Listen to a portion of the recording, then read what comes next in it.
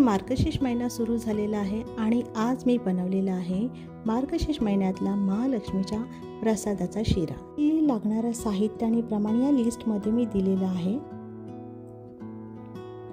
इथेही शिऱ्यासाठी लागणारं काही साहित्य आहे ते तुम्ही बघू शकता। इथे दूध आणि साखर दाखवलं नसलं तरी सुद्धा मी दूध 1.5 वाटी आणि साखर 1 वाटी घेतलेली आहे। ते तुम्ही पुढे शिरा करताना बघू शकता। चला तर मग आता आपण आपल्या रेसिपीला सुरुवात करूया।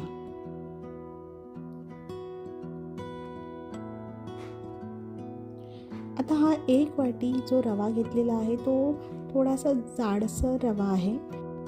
हा रवा मी आधी 5 ते 7 मिनिटं मंद आचेवर थोडासा भाजून घेणार आहे।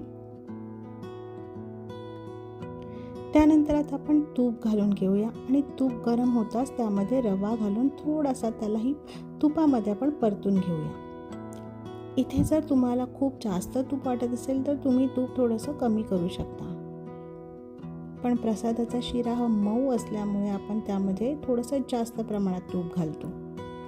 रवा तुपामध्ये छान परतून झाल्यानंतर आपण त्यामध्ये हे दूध घालून घेऊया।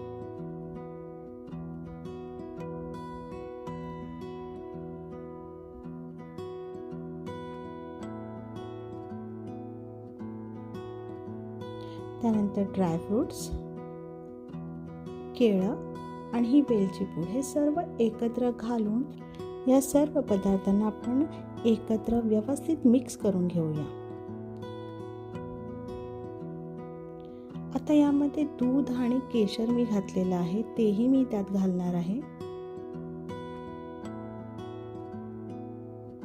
आता हे सर्व मिक्स करून आपण यावर झाकण ठेवून देऊया आणि आपलं दूध व्यवस्थित आटल्यानंतर आपण त्यामध्ये आता साखर घालणार आहोत।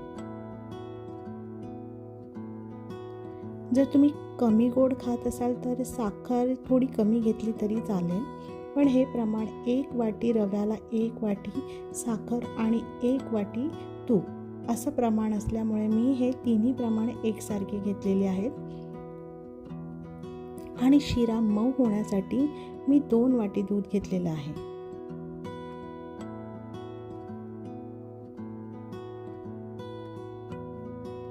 आता मंद आचेवर हा शिरा एक 10 मिनिटं आपण ठेवून देऊया। आता तुम्ही बघू शकता यातलं सर्व दूध वगैरे सगळं आटून झालंय। आता आपण यामध्ये तुळशीची पानं घालणार आहोत। हा प्रसादाचा शिरा असल्यामुळे आपण यात तुळशीची पानं घालणार आहोत। दुधामध्ये केशर टाकून आपण रव्यामध्ये घातल्यामुळे शिऱ्याला आपल्या खूप छान असा कलर आलेला आहे आणि हा शिरा खूप मऊ झालेला आहे।